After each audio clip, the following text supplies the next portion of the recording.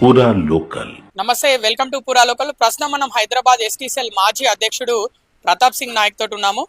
BRS పార్టీకి సంబంధించి రజతోత్సవ సభ జరుగుతుంది.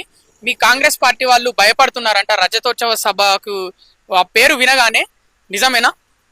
చూడండి, ఇప్పుడు వరంగల్ సభ ఏదైతే కేసీఆర్ కేటీఆర్ జరుపుతున్నారో, వారు ఏ సభ పెట్టుకున్నా అది వారి వ్యక్తిగతం.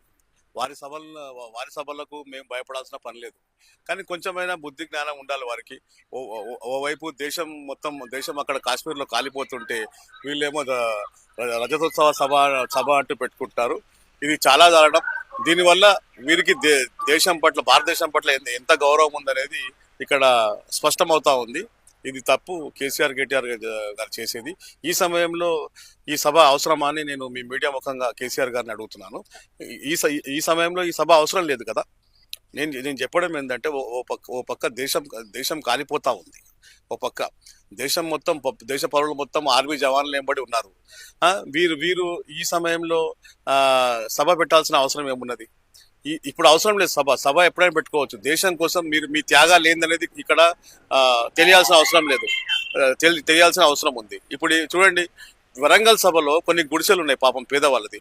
వాటిని కూడా వీళ్ళ సభ కోసము తీసేసి వారిని రోడ్డు పడేసి సభ పెట్టుకుంటున్నారు. దీని మీద ముఖ్యమంత్రి గారు చర్య తీసుకోవాలని నేను కాంగ్రెస్ పార్టీ తరఫున డిమాండ్ చేస్తా ఉన్నాను.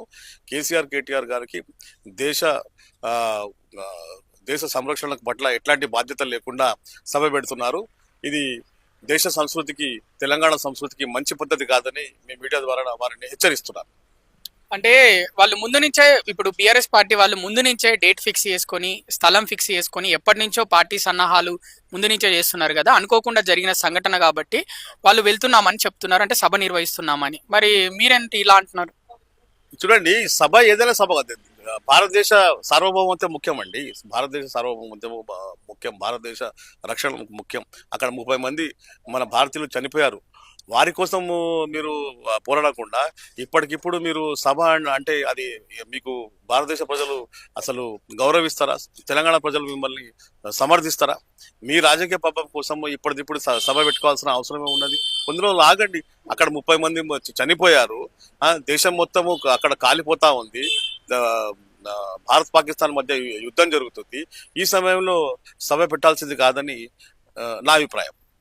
అంటే ఇటు కాంగ్రెస్ పార్టీ అయినా బీజేపీ పార్టీ అయినా కావాలని సభ రద్దు అవుతుంది అని అసత్య ప్రచారాలు చేశారంట, నిజమేనా? చూడండి, సభ పెట్టుకోవడం వారి వ్యక్తిగతం. వారి పార్టీ కోసం